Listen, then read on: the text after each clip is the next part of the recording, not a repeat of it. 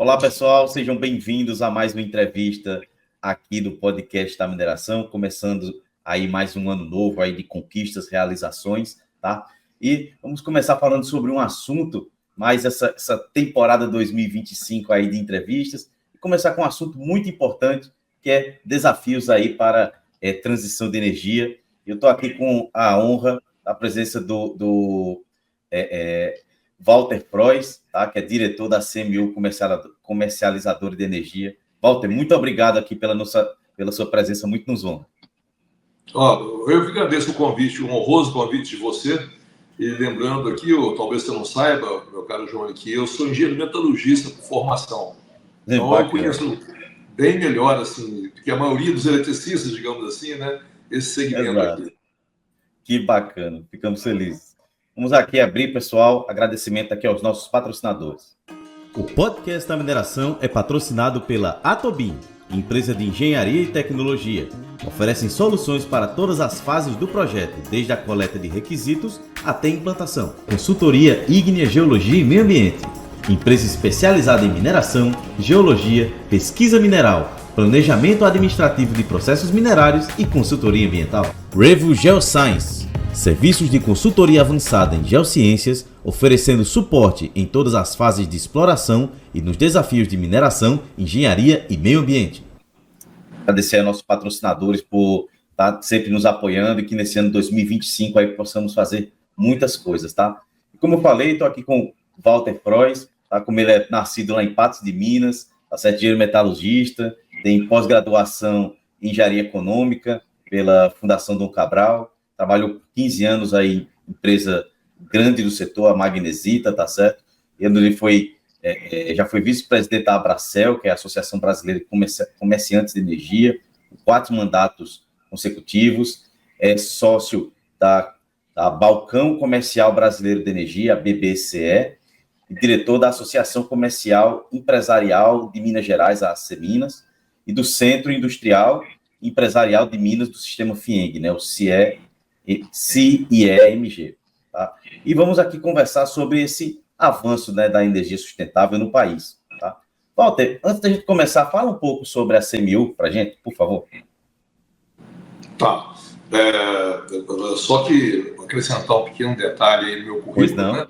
Que eu tenho a honra de ser conselheiro benemérito do Clube Atlético Mineiro. Estamos aí às vésperas de uma grande decisão, né? E também sou vice-presidente do Instituto Galo, que é um instituto que faz os benefícios sociais usando o amor pelo galo para ajudar as pessoas. Tá? Quanto à CMU, nós somos uma empresa, uma comercializadora de energia, estamos nesse segmento há 21 anos, lembrando que o mercado livre, né, ele tem 25 anos, 24, 25 anos, então praticamente desde o início do mercado, desse mercado, e temos uma carteira relevante. Nós tínhamos em torno de 300 CNPJs como consumidores até dezembro passado, e isso significava em torno de 1.500 ou 1.600 pontos de consumo, que nós temos muitas redes varejistas como clientes, né? E o mesmo CNPJ são vários pontos de consumo. De janeiro para cá, com a entrada do comercializador varejista em vigência, né? Nós já temos 200 novos CNPJ na nossa carteira.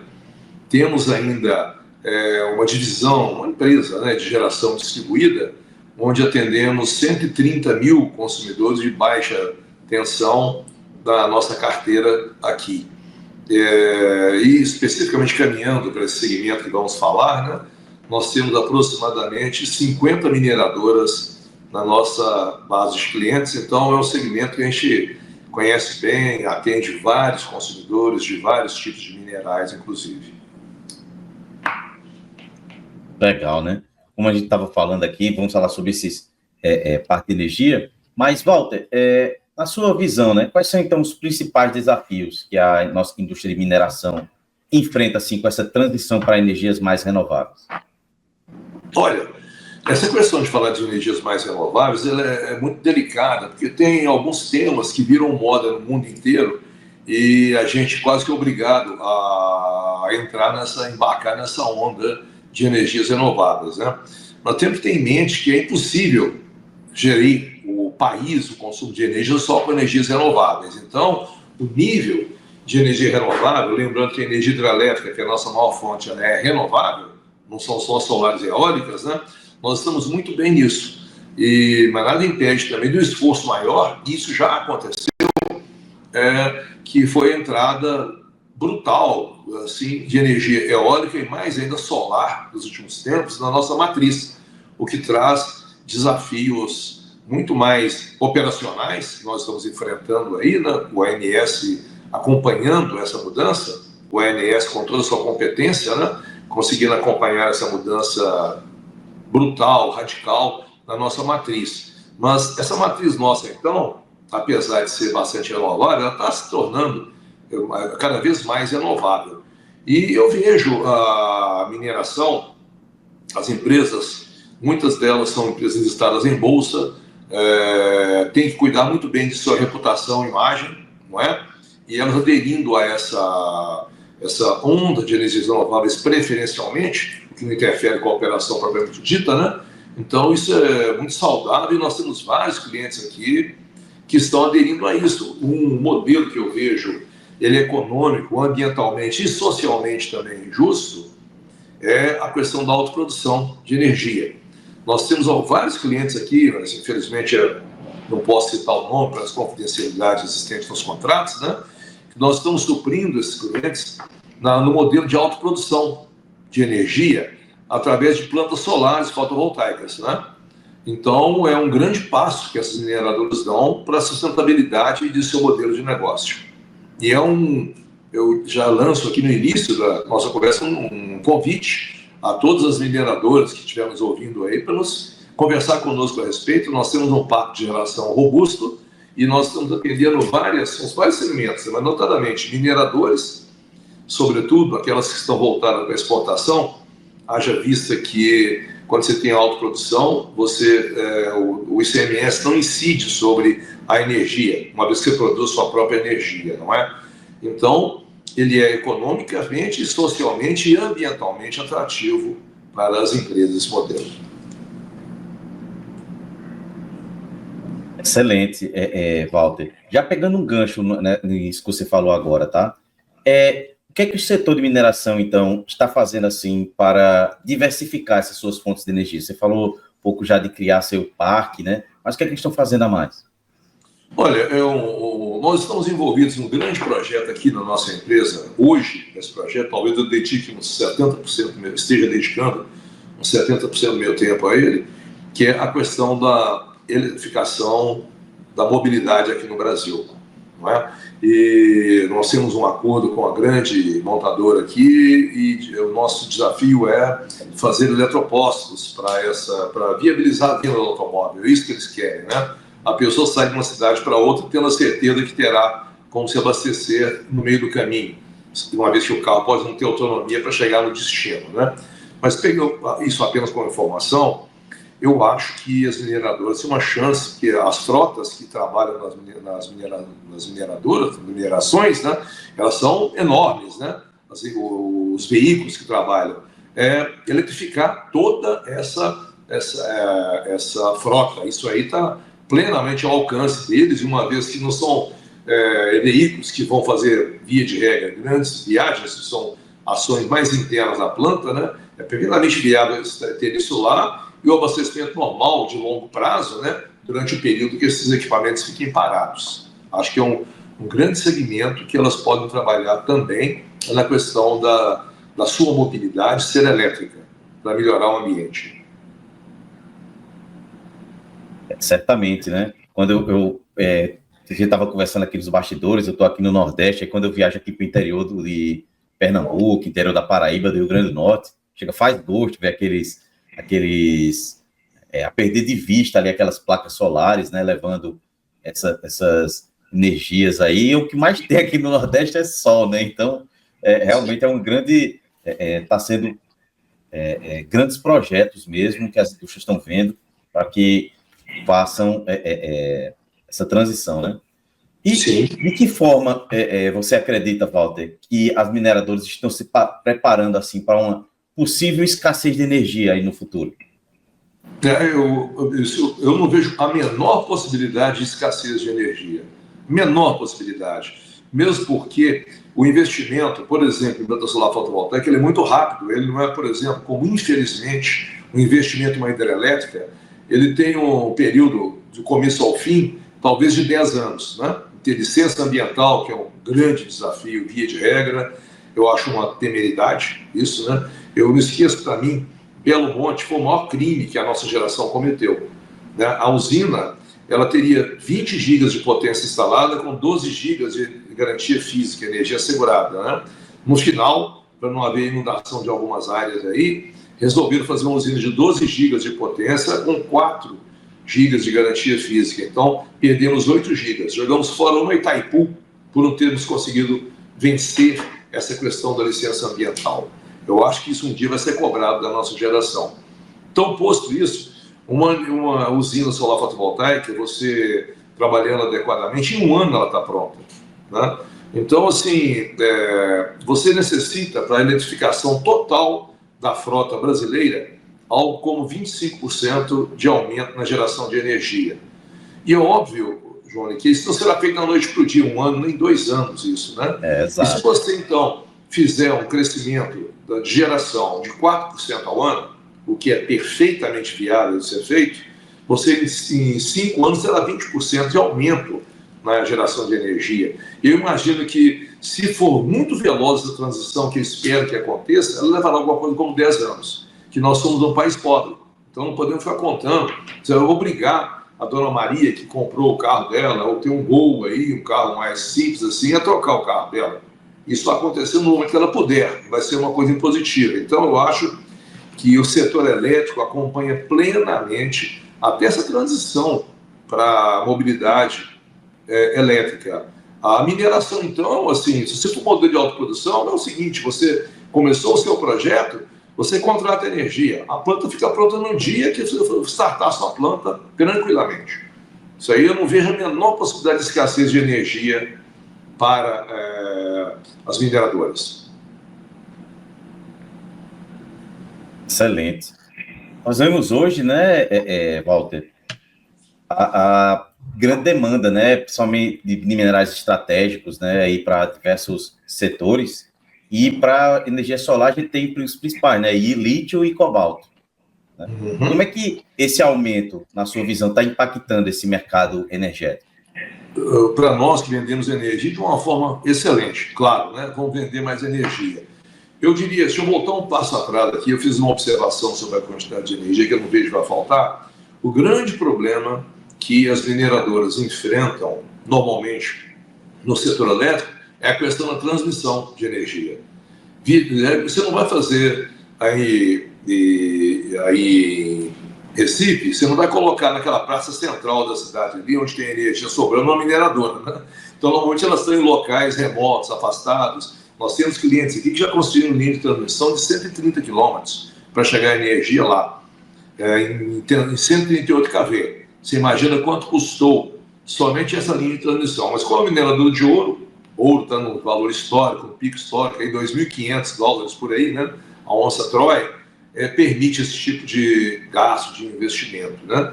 Mas, assim, esse é o grande problema para mim que as mineradoras enfrentam com relação ao setor elétrico, chamemos assim, não de energia em si.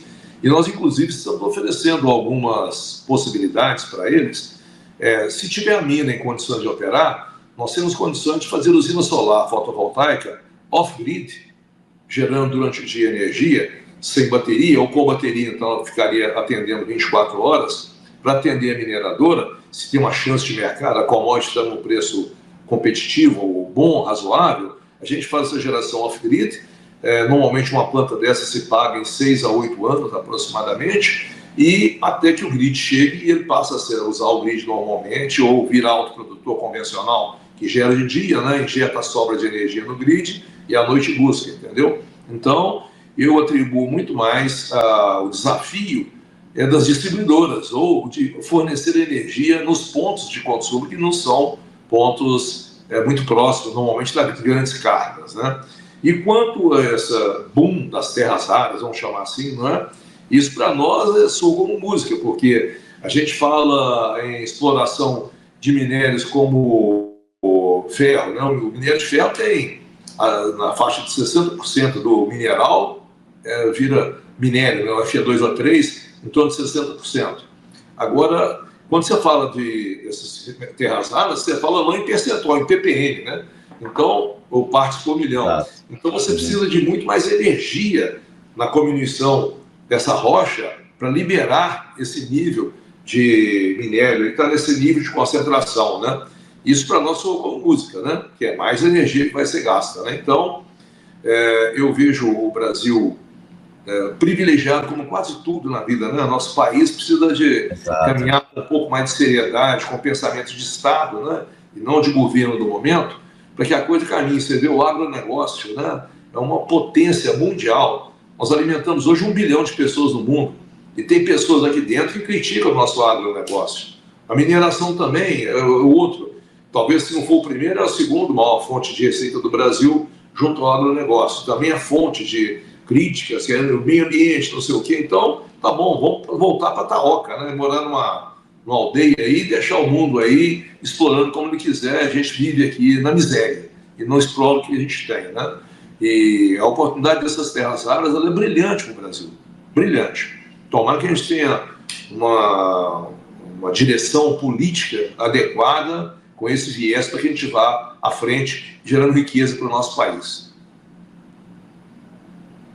Excelente, né? Já pegando o gancho também nisso que você falou, Walter, né? Você falou um pouco sobre essas dificuldades. Então, como é que você acredita que quais são as principais barreiras tecnológicas, então, que dificultam essa adoção de fontes de energia mais renováveis, assim, operações da mineração?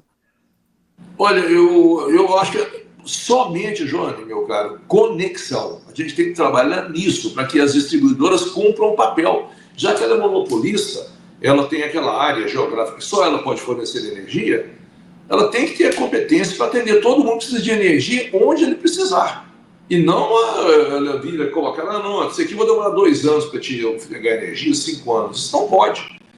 A gente tem uma regulação adequada, a ANEEL tem um papel muito importante disso, mas eu acho que o governo também, eu conheço a ANEEL, é uma entidade de Estado, ela regula o setor, mas o governo é um indutor. Então o governo é que tem que criar políticas públicas que permitam às distribuidoras, eu não sei, que criar viabilidade econômica para que ela leve energia onde estiver precisando de energia e não onde for mais favorável para ela.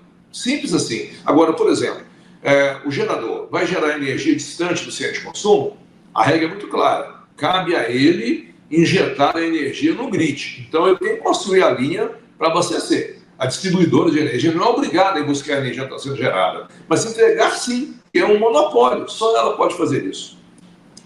Então, eu acho que é muito mais uma política de desenvolvimento voltada para atender a todos os consumidores de energia.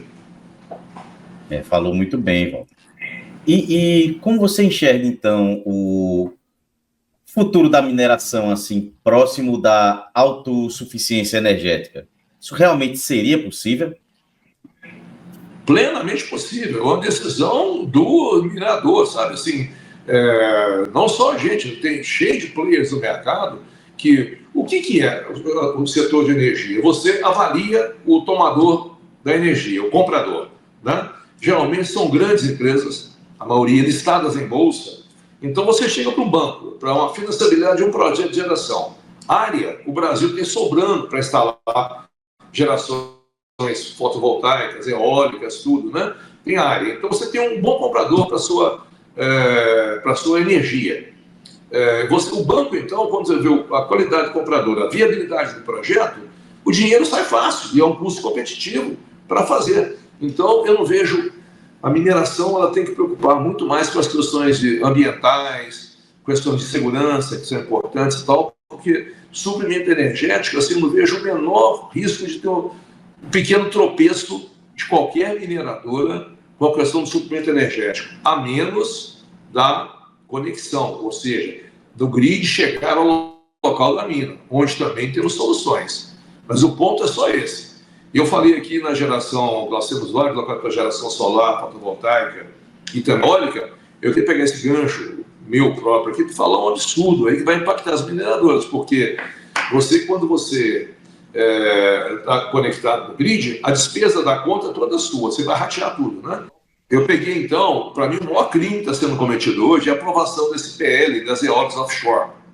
Uma eólica offshore, que significa uma eólica no ar, né, fora do chão, ela custa 3 vezes mais o CAPEX do que a eólica onshore. Isso diz o quê? Diz que está mostrando o quê? Está passando uma lei para gerar 13 gigas de eólica nesse sentido.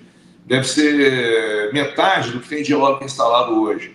Isso vai custar uma barbaridade e esse dinheiro ser bancado na CDE, na Conta de Desenvolvimento Energético, que é bancada por todos os consumidores do Brasil. Entendeu? Nós vamos entender um capricho de alguém, ou dinheiro no bolso de alguém, à toa, porque, na minha maneira simples de falar, uma eólica offshore, ela faz sentido onde tem shore, onde não tem chão, e o Brasil tem chão sobrando. Você está, por exemplo, na Noruega, na Islândia, lá não tem chão, tudo bem que você vai para o mar para produzir uma energia, mas aqui nós não precisamos disso. Ah, você quer desenvolver tecnologia? Tá bom, faz uma usininha de 50 megas, que não é uma usininha, do lado de uma plataforma marítima da Petrobras, abastecê-la. Faz sentido, mas 13 gigas, para mim, é um crime e vai custar alguns bilhões de reais para nós consumidores, inclusive para as mineradoras. Aí eu posso fazer um convite às mineradoras, tá? Quando você é autoprodutor, você não paga a CDE. Por quê? CDE é a Conta de Desenvolvimento Energético. Como você tem sua própria planta, você já fez sua contribuição para o desenvolvimento energético. Então, é mais um motivo para que as mineradoras venham aderir a esse modelo que eu estou propondo aqui. Excelente, né? Como é que, chegando aqui ao final dessa nossa entrevista, né? Como é que você observa, então, que o setor de mineração pode contribuir para o desenvolvimento do mercado de energia sustentável? Olha, eu vejo o seguinte, o suprimento próprio, já falamos aqui, né? E também essa questão da frota da mineração, ele transformando em frota elétrica, ele vai ter, então, o ESG, né? Ambientalmente, socialmente e economicamente correto, né? Então, eu acho que é uma mineradora que vai falar que ela fez uma planta solar e colocou carros elétricos. Ela conseguiu uma mineradora carbono zero, né? Que eu acho que é uma boa maneira, tanto aqui quanto no exterior, ter esse selo, exportando o lítio, qualquer metal, ou qualquer mineral, perdão, você vai estar exportando com selo verde, de que ele não poluiu o meio ambiente em nenhum aspecto. Realmente, né? Walter, chegando aqui à nossa parte final aqui da nossa entrevista, né? Você poderia trazer algum case de sucesso, né, que você trabalha assim da mineração, alguma empresa de mineração sobre essa questão da energia? Assim, o que eu posso dizer, eu já mencionei o tema aqui, que é a autoprodução de energia, né? Lembrando que a nossa grande mineradora Vale produz em torno de 75% da energia que ela consome como autoprodutora. O detalhe é que a Vale investiu em cada uma dessas usinas. Ela tem usinas hidrelétricas várias, agora já tem usinas solares também. Eólica eu não tenho certeza se ela tem alguma, mas solar com certeza. O que nós introduzimos de novidade, Johnny, aqui, é que algumas mineradoras elas aderiram a esse modelo de autoprodução de energia, mas sem investimento. Nós, em troca de um contrato de longo prazo, 10 a 15 anos, nós fizemos todo o investimento nessa planta de geração e transferimos a outorga da planta na ANEEL para essas mineradoras em troca de um contrato de arrendamento da usina. Então ela virou autoprodutora com todos os benefícios que a autoprodução traz para o consumidor. Então, nós temos plantas disponíveis e podemos fazer isso para quem quiser mudar para esse mercado de autoprodução, que é um mercado onde você, quando você exporta, por exemplo, por não pagar ICMS na energia, você não perde esse ICMS, né? Você tem várias contribuições que você não paga, como a CDE, que eu mencionei aqui também, né? E sobretudo, pelo fato de ser sem investimento por parte da empresa. Então, acho que ela é uma alternativa de ganho muito significativa para as mineradoras. Walter, muito obrigado aqui, tá certo, pela sua presença aqui no podcast da mineração, tá certo? Essa é a nossa primeira entrevista do ano. Começamos aqui com chave de ouro. Novamente, muito obrigado mesmo pela sua participação e as portas estão abertas para quando quiser retornar. Foi um prazer. E como eu sou muito próximo da área, né, o metalurgista tem os 2 anos primeiros da mineração e metalurgia são feitos juntos, né? Eu fui colega na UFMG aqui de vários engenheiros de Minas aqui, né? Então, eu fico à sua disposição se você tem alguma dúvida, qualquer coisa na área aqui, só me consultar, vai ser um prazer atendê-lo novamente, João. Perfeito. Agradecer aqui aos nossos patrocinadores, tá? A Atobin Engenharia, acesse o site atobin.com, a Ígnea Geologia e Meio Ambiente, acesse o site igneabr.com.br e a Revo Geoscience, acesse o site revogeoscience.com. Novamente, muito obrigado. E lembre-se, Walter, que mineração pode não ser o futuro, mas não existe futuro sem mineração. E até a próxima. Até a próxima, obrigado. O podcast da mineração é patrocinado pela Atobin, empresa de engenharia e tecnologia. Oferecem soluções para todas as fases do projeto, desde a coleta de requisitos até a implantação. Consultoria Ígnea Geologia e Meio Ambiente. Empresa especializada em mineração, geologia, pesquisa mineral, planejamento administrativo de processos minerários e consultoria ambiental. Revo Geoscience. Serviços de consultoria avançada em geociências, oferecendo suporte em todas as fases de exploração e nos desafios de mineração, engenharia e meio ambiente.